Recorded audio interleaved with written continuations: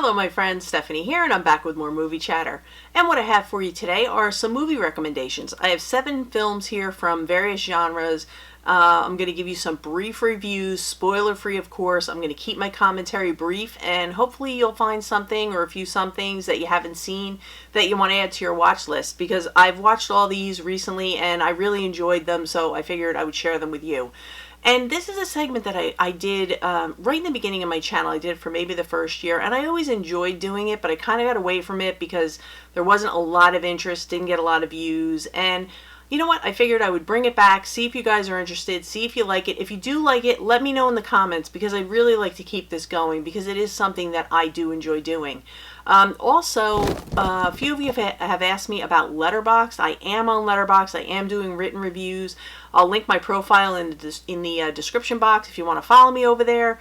Go ahead, I'm there, and just bear with me because I'm just getting comfortable with the app. So as I get more comfortable, I will post more written reviews. But I'm just getting going, so join me.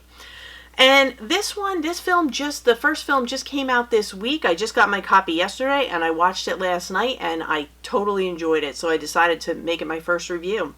This is a film by Thomas Vinterberg and it stars Mads Mikkelsen, and it is called Another Round. This is a film that is in Danish with English subtitles, but don't let that deter you from watching it because it is well worth a look. The basic premise of this film is that we have 4 friends, 4 gentlemen who are all teachers at the same high school, and they are all feeling like they're in their 40s and they're feeling like they're hitting the wall. They feel like they're boring, they're tired of life, they're uninspired, they're not sure how they got to where they are in their lives, or how did they become these people who are just stagnant. And they really don't know what to do, but they're getting together for this 40th birthday for one of the guys, and they kind of start to have this conversation where they're all revealing different struggles that they're having, be it in their relationships, with their family, at work, just being inspired for life in general. And someone brings up a study that has been done, and I forget who they said did the study, and the person came up with the conclusion that people function best and they function better when they maintain a certain level of blood alcohol. It's like a 0.5 blood alcohol. So these guys say, how would it affect us? Would it help us maybe get through this rut that we're in, get out of the rut? And maybe we should try it. So they make these rules and they say they can only drink during the workday and they can't drink past 8 o'clock at night. And they try to justify it by saying, if it works well, we can write it up as a paper and submit it as a study. So that's kind of their plan. They're going to document it and they're going to keep track as they go along. Like, how are they doing? Any negative or positive experiences they've had. You get the gist. So they go on, they go about their business, they start drinking, they're drinking at work, they're drinking during the workday, and some of them are feeling like, hey, I have a new lease on life, I feel loose, I let my guard down, I'm having more fun at work, I'm, doing better when I go home, I'm more tolerant with my family, connecting with my spouse, and they're all feeling inspired, and, they go on. And I think this is a film that, had it been made in America, it probably just would have been a straight up over the top comedy about 4 friends who want to get drunk at work. But because it wasn't done here, I think that made for this end product, which is equal parts. It's as much a drama as it is a comedy. It's almost a dramedy. But there are some real dramatic scenes in this where they're really questioning everything in their lives. And also, how is this affecting their life? Is it affecting it in a positive way? What is it going to, if they continue, will it have a negative impact on their life? What are the positives? And, can we maintain this level and not have it negatively impact our lives and our jobs and our relationships?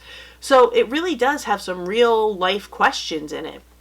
There are also moments that are so funny that these guys are just falling down laughing, and you're laughing right along with them. So it really has this nice mix of the drama and the comedy, and it really feels like this is a real life situation. You feel like you're watching 4 friends. You're kind of like a fly on the wall watching 4 friends do an experiment with their lives to try to be the best they can be and live their best lives.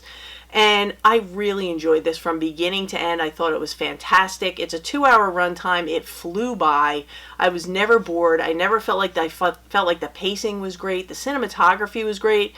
There's even moments when they're a little unstable. Somebody will be a little wobbly. Like I think they were in the faculty room. Somebody was a little wobbly, and they did the camera work, so you kind of felt like you were wobbly as well. Really creatively done, though. Very well done. And you owe it to yourselves to give this a look. And the thing I like the most about this, I have to say, if I had to pick one part that I like the best, it's the last 5 minutes. Perfect. It is a perfect ending to this film.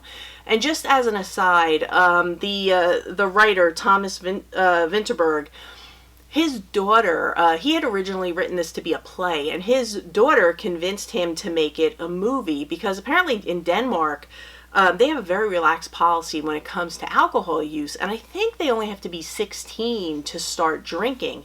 So alcohol is a real part of their culture, and originally his daughter was going to play Mads Mikkelsen's daughter. He plays a character by the name of Martin. She was going to play Martin's daughter in the movie, and unfortunately and tragically, 4 days into filming, she was killed in an auto accident, which made them stop and decide to rework the script of the movie, and they made it more of a celebration of opening up to life rather than a focus on just alcohol use in the society.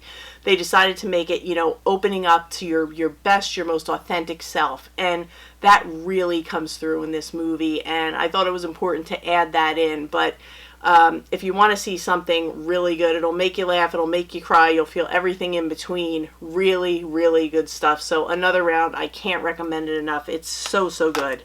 So that's my first pick. And this next one, this came out, I think, I want to say like in the last 2 or 3 weeks.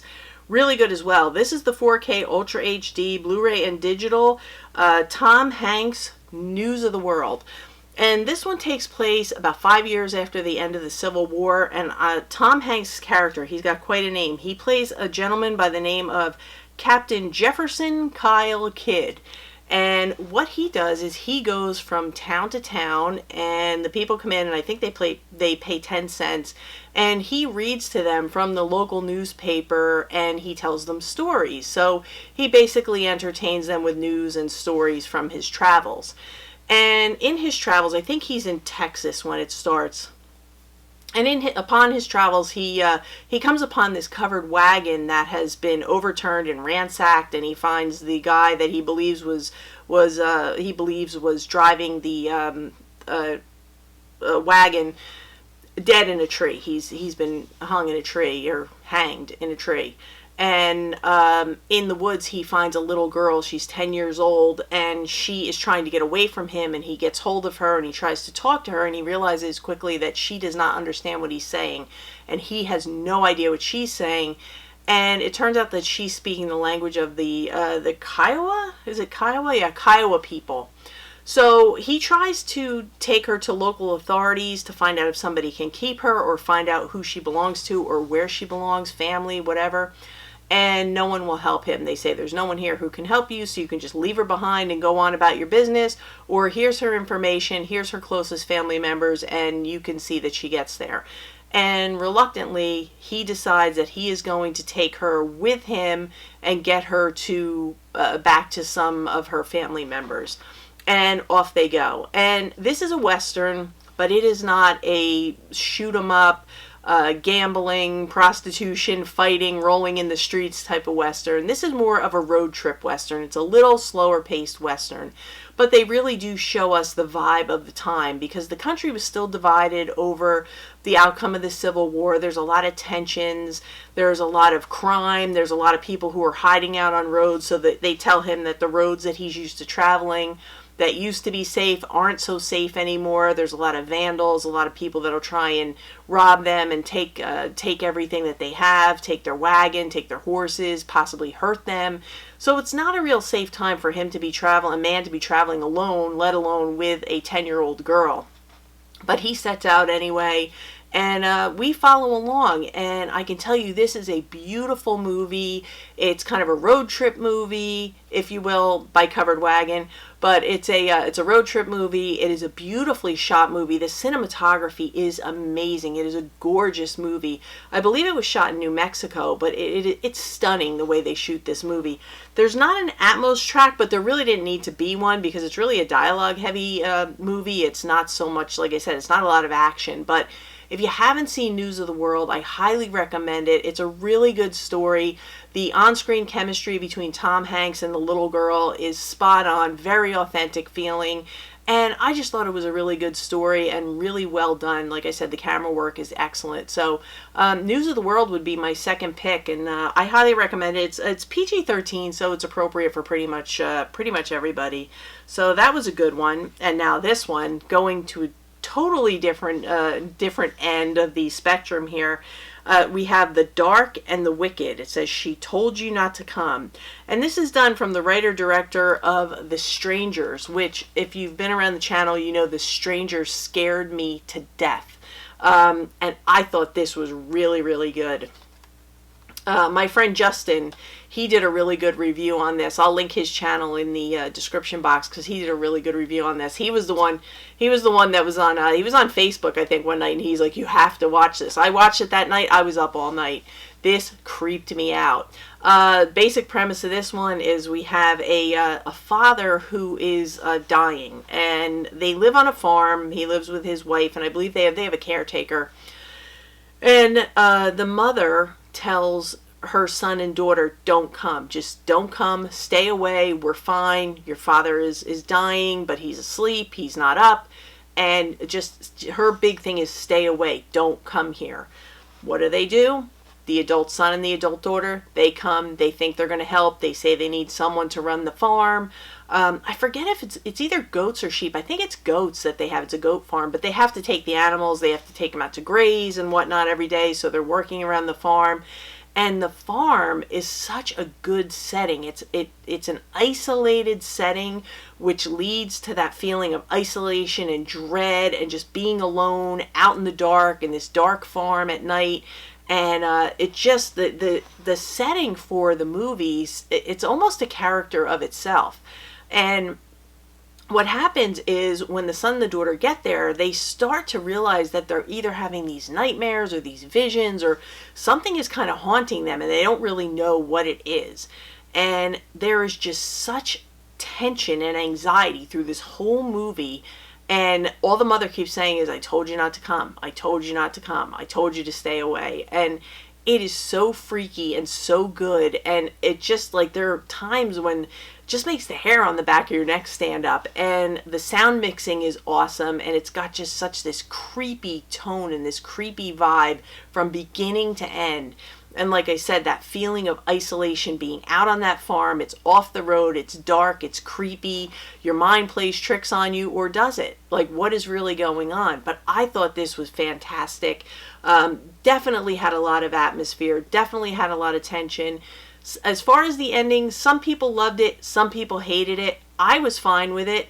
I kind of got where they were going. And I feel like if they wanted to keep going with this series, they could because of the way they ended it. But I thought from beginning to end, I really, really enjoyed this. And it is definitely one that this has creeped me out more than anything I've seen this year. So really, really good. The Dark and the Wicked. If you want to be scared, give it a look. Now this next one, this was up for 6 Academy Awards, including Best Actress, and it stars Selma Hayek as Frida. And Frida, her last name is Frida Kahlo, and she's she was a famous artist, and more famous after she passed away than she was in life, but she was an amazing artist. And she was married to a man by the name of Diego Rivera, who I think he was 20 years older than her. But this movie starts out when Frida is a younger woman, and she is in a terrible accident. I believe she's in a cable car, and she's in an accident, and she like breaks her back and breaks her pelvis. And because of this accident, she spent most of her life in terrible agonizing pain. And she just kind of worked through it. She had debilitating pain her whole life because of various health issues that she suffered as a result of this accident. And she just keeps going. She is a tough cookie. And she ends up with this Diego Rivera, who I believe is 20 years older than her, and he was a political activist. He was involved in all kinds of things. He gets her involved. And this is the story of their relationship and both of their art and how they came together and went apart and came together. And Diego has a real problem with fidelity, and that really bothers Frida because she feels like he's not being loyal to her, which he's not. And she has a hot temper, and so they're constantly going at it with each other, and they're fighting, and you get the gist. But this is about that one part of their life when, he was always a big supporter of her work and her art, and he always kept telling her that she was so much better than she ever thought she was. And turns out after her passing, her paintings are known worldwide. So she is very much more popular in death than she was in life, which is a shame because she was an amazing, amazing artist and an amazing woman who was a very strong woman. And when you see the amount of pain she was in, you'll be blown away at what she was able to accomplish and the life she was able to live. But they got into a lot of different things, and I thought this was a really well done movie. Salma Hayek is great in it, and I would give this one a look if you're interested in her art or her life, but really, really good stuff. Now, as far as just another aside, these are Miramax films. If you go on to Amazon right now and you just put in Miramax Blu-rays, there is a whole slew of these Blu-rays that were out of print and were not offered anymore, and they are now back in stock, and they are as low as $9.99. So they're like $9.99 to $12.99 is the price range, and this is one of them. I have a stack of them. Like I know there's like Chasing Amy and things like that weren't. They've been out of print or unavailable for a long time, and they're now coming back. There's like Shakespeare in Love, Finding Neverland, Gangs of New York, things like that. They're all available now for $9.99 to $12.99. So if you're in need of any, just go on Amazon and put that in the search bar, and all these films will come up. But yeah, if you haven't seen Frida, definitely check that one out. And this next one is a film by one of my favorite directors. His name is Pedro Almodovar. Hopefully I said that correctly. And this is a film that stars Penelope Cruz, and it is called Volver. Now, what this is his films are really good. It's in Spanish with English subtitles, so it's another subtitled film. But again, you can do it. I have faith. This is a film, it's a multi-generational film about a family of women, and they're all different. Penelope Cruz plays a woman who is basically supporting her husband and her daughter. Her husband is not the father of her daughter, but he's kind of a deadbeat. He doesn't work. She doesn't like the way he is around the daughter, and things happen with that. She also has a very heated relationship with her sister. Her sister is running a hair salon out of her apartment, so that's what she does. And they have to come together. Their mother was killed in a mysterious house fire. Her mother and her father died in a mysterious house fire way back. And they decide to go into the village where they had grown up and visit their aunt, who was their mother's sister, and she is suffering some sort of dementia. I don't know if it's Alzheimer's or dementia, but she's kind of losing it a little bit. And she keeps telling them that she sees their mother and that their mother is still living there in the house with her. And then they kind of blow her off and say, yeah, right, yeah, she's here, right, mom's here.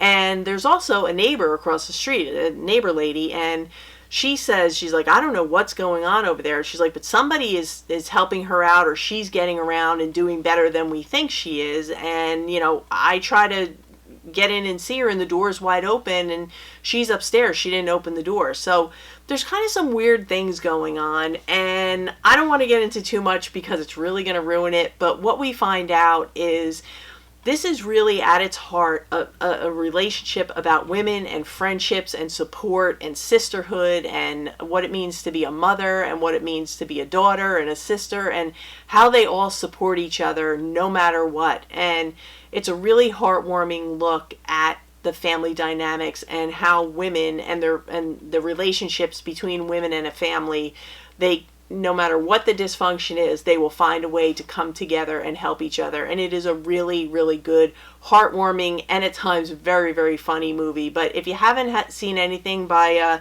Pedro Almodovar, you owe it to yourself to see something. And, you know, start here. But his whole filmography is fantastic. And I'm actually going to do a whole video on his films. But this is one that I highly recommend. And it's easy to follow.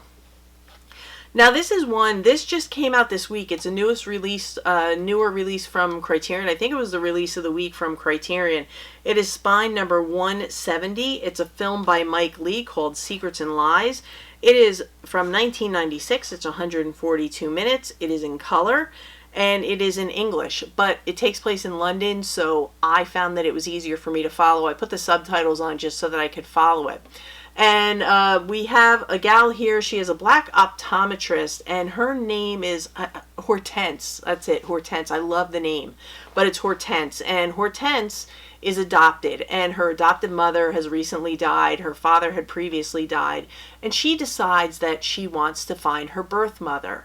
And her adopted mother was fine with that. She knew that at some point she may want to find her birth mother, so she goes on this search. She goes and gets the paperwork to find her birth mother, and she finds out that her birth mother is white, and she's a little shocked by that. So she seeks out her mother, and she wants to meet her, and the mother is all afluster, and she doesn't want to talk to her. She doesn't want to know from her. She doesn't want her to call. She doesn't want her to come around, and she's just a nervous wreck because she said no one knows you even exist. And eventually the two meet, and here they are.